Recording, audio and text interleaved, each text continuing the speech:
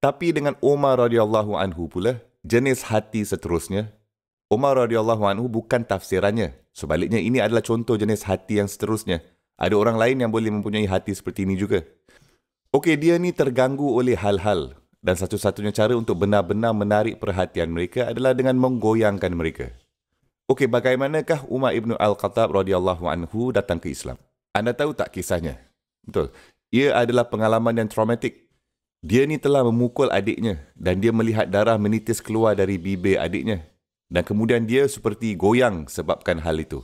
Dan pada masa itu, pada saat itu dia mendapat perhatian Al-Quran. Pada masa itu juga.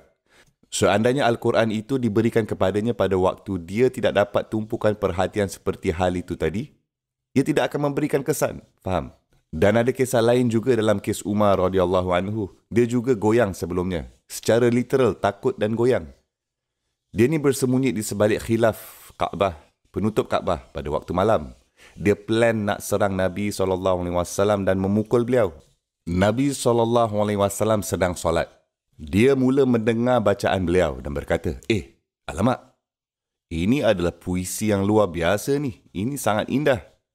Dan Nabi SAW membaca ketika itu, وَمَا هُوَ بِقَوْلِ شَعِيرٍ قَلِيلًا مَا تُؤْمِنُونَ. Ini bukan kata-kata penyair, betapa sedikitnya yang kamu percayai. Lepas tu Umar berkata, macam mana dia tahu apa yang aku fikirkan ni? Dia ni mesti boleh baca fikiran aku lah. Lepas tu ayat tu berbunyi, wala biqauli kahin qalilan ma tazakkarun.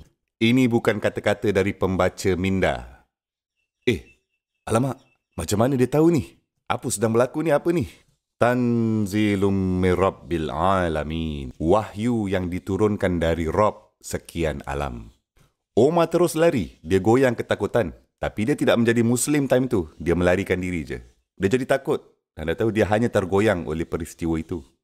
Okey, ada sebilangan orang yang akan datang ke Islam dari perjalanan intelektual. Ada yang akan datang ke Islam setelah kemalangan kereta, selepas pembedahan, setelah kehilangan anak, selepas sesuatu yang traumatik berlaku. Mereka akan datang ke Islam setelah hampir mati dari penyakit. Mereka akan datang ke Islam kerana kehilangan seorang kawan. Sesuatu yang berlaku, sesuatu yang mengejutkan mereka berlaku. Faham? Dan ini adalah dua jenis hati yang berbeza. Jadi hati yang kedua ini Allah Subhanahu wa taala berfirman, wa inna minha lama yashaqqaqu fayahruju minhul ma. Dan dari jenis-jenis hati ada yang retak terbuka dan air keluar.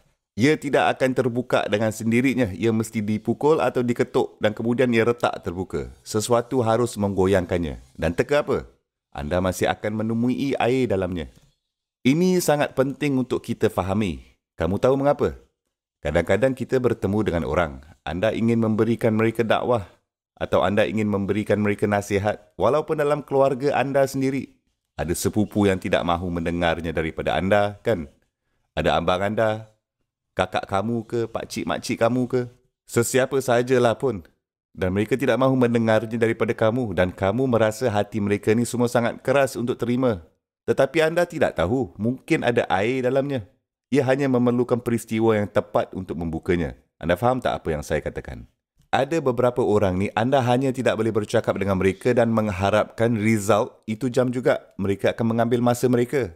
Kamu harus sentiasa bersabar dan teruskan dakwah sebaik mungkin.